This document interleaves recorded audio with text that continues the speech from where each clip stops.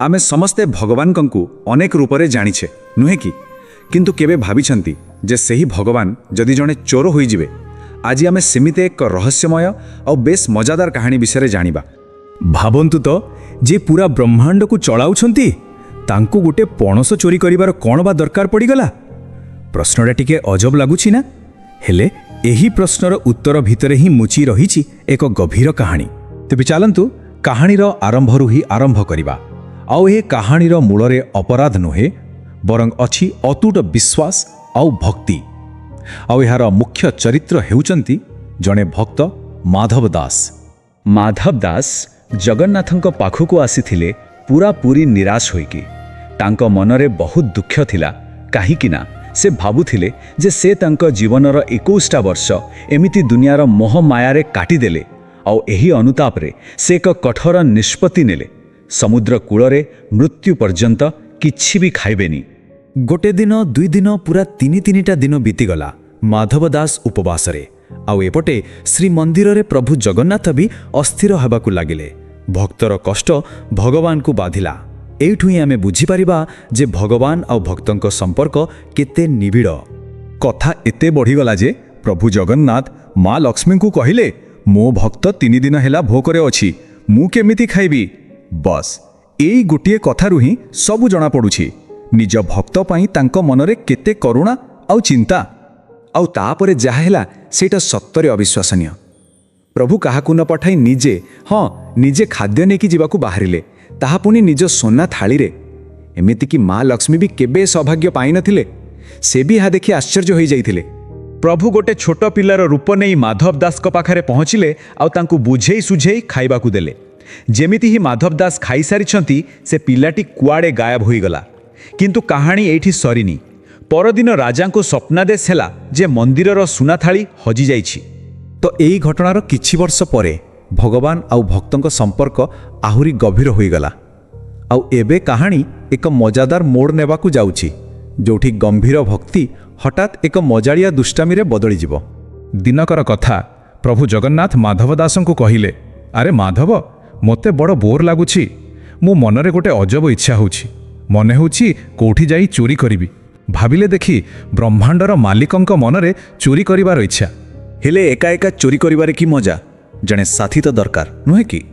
तेबे प्रभु जगन्नाथ निज partner in crime खोजिबा आरंभ कले। आ ए खोजिबा प्रक्रियाटा बहुत मजादार थिला। से प्रथमे भाबिले बड़ भाई बड़भद्रंकु नहीं जिबे कि ना ना, से बहुत रागी। जदि धरा पड़ीगले काहाकू मारी भी देई पारंती। आउ धरा पड़िबा परे प्रथमे तांकु ही गाड़ी करिवे। अच्छा ताहले भौणी सुभद्रा? नाई, तांकु संभाळिबा आहुरी कष्ट। शेषरे नजर पड़िला तांको प्रिय भक्त बुढ़ा माधव दासंक उपरे। बास एकदम ठीक। आउ एबे माधव दास को ट्रेनिंग देबारो पाड़ी। प्रभु तांकर चोरीर मात्र 2टा नियम सिखैले। प्रथम, सबु काम शीघ्र करिवो किंतु पूरा चुपचाप। हाथ गोड़ एमिति कि पिंधिथिबा कपड़ारू भी टिक्के भी शब्द हेबनी। आउ द्वितीय नियम हैला आखि आउ कान पूरा खोला रखिवो, पलक भी पकेइबनी। बाकी जहा हेबो मु देखिनेबी बोली कहिले। सबु योजना सरिला। एबे टार्गेट कौन? टार्गेट थिला खोद राजांको बगीचारे फलिथिबा मिठा मिठा पणस। आउ एटा काहेकि? कारण प्रभुंको मतरे चोरी फलर मिठा 2 गुणा बेशी थाए। आउ तापरे आसिला सेई राती। अधरातिरे जणे भगवान आउ जणे भक्त लुचि लुचि राजांको बगीचारे पसिले। भाबिले देखि दृश्यटा केमती हेइथिबो। प्रभु पुणी सेई छोट पिलार रूप नेले। माधव दास तांकु कांधरे बसई बगीचा भितरकु नेई गले। योजना मुताबक माधव दास गछ उपरकु चढ़िले आउ प्रभु तळे जगी रहिले। किंतु गछ उपरकु जाई माधव दास बोधे टिके बेसी उत्साहित होईगले। से प्रभुंकर प्रथम नियमटा पूरा भूली गले। आउ गछ उपरु पाटी करी पचारिले, प्रभु कोटा तळकु पकेइबी? बास सेठी काम खत्म।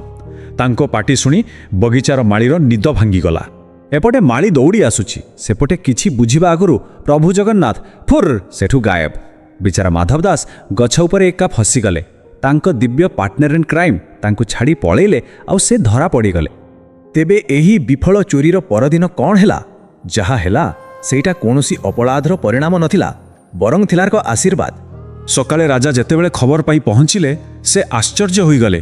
कारण ଗଛରେ ବନ୍ଧା ହୋଇଥିବା ଚୋର ଆଉ କେହି ନୁହେଁ, ତାଙ୍କ ନିଜ ଗୁରୁ ମାଧବ ଦାସ ଥିଲେ।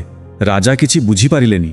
ସେତେବେଳେ ମାଧବ ଦାସ ସବୁ କଥା କହିଲେ ଆଉ କହିଲେ ଯେ ପ୍ରକୃତ ଦୋଷୀ ହେଉଛନ୍ତି ପୁରୀର ସବୁଠୁ ବଡ଼ ଦୁଷ୍ଟ, ଆଉ ସେ ହେଉଛନ୍ତି ନିଜେ ପ୍ରଭୁ ଜଗନ୍ନାଥ। ଏ କଥା ଶୁଣି ରାଜା ରାଗିବା ବଦଳରେ ଖୁସିରେ ପାଗଳ ହୋଇଗଲେ। ସେ କହିଲେ, ମୁଁ କେତେ ବଡ଼ ଭାଗ୍ୟବାନ, ସ୍ୱୟଂ ପ୍ରଭୁ ମୁଁ ବଗିଚାରୁ ଚୋରି କରିବାକୁ ଆସିଥିଲେ। ଏହା ହିଁ ତ ଭକ୍ତିର ଚରମ ସୀମା। ରାଜା ସାଙ୍ଗେ ସାଙ୍ଗେ ନିଷ୍ପତ୍ତି ନେଲେ ସେ ତାଙ୍କର ପୁରା ବଗିଚାଟାକୁ ହିଁ ମନ୍ଦିରକୁ ଦାନ କରିଦେଲେ ଆଉ ତାକୁ ପ୍ରଭୁ ଜଗନ୍ନାଥଙ୍କ ନାମରେ ସମର୍ପିତ କରିଦେଲେ। ତେବେ ଶେଷରେ ଏହି ଅପରାଧର ଫଳ ଏମିତି ହେଲା ଯେ ପ୍ରଭୁଙ୍କୁ ଆଉ ଚୋରି କରିବା ଦରକାର ପଡ଼ିଲାନି, ସବୁ ପଣସ ଏବେ ତାଙ୍କର। ତେବେ ଏଇ ଯେଉଁ ପୁରା କାହାଣୀ ଆମେ ଶୁଣିଲେ, ଜଣେ ଭଗବାନ ପଣସ ଚୋରି କରୁଛନ୍ତି, ଏହା ଆମକୁ ପ୍ରକୃତରେ କ'ଣ ଶିଖାଉଛି? ଏହା କ'ଣ କେବଳ ଗୋଟେ ମଜାଦାର କାହାଣୀ? ନା, ଏହା ତାଠୁ ବହୁତ ବେଶୀ କିଛି। ଏହା ଆମକୁ ଭକ୍ତିର ଏକ ଅଲଗା ରୂପ ଦେଖାଉଛି। ଏମିତି ଏକ ଭକ୍ତି ଯାହା ଏତେ ଗଭୀର ଯେ ସେହି ବ୍ରହ୍ମାଣ୍ଡର ମାଲିକଙ୍କୁ ବି ଜଣେ ସାଙ୍ଗ ଭଳି, ଜଣେ ଖେଳ ସାଥିରେ ବଦଳେଇ ଦେଉଛି। ଏହା ଦେଖାଉଛି ଯେ ଭଗବାନଙ୍କ ସହିତ ଆମ ସମ୍ପର୍କ କେବଳ ନିୟମରେ ବନ୍ଧା ନୁହେଁ, ଏହା ପ୍ରେମ ଆଉ ସ୍ନେହର ସମ୍ପର୍କ। ସବୁଠୁ ମଜା କଥା କ'ଣ ଜାଣନ୍ତି? ଯେତେବେଳେ ରାଜା ପୁରା ବଗିଚାଟା ଦାନ କରିଦେଲେ, ପ୍ରଭୁ ପୁଣି କହିଲେ, ଆରେ ମୋର ତ ଚୋରି କରିବାର ଇଚ୍ଛାଟା ମନରେ ହିଁ ରହିଗଲା।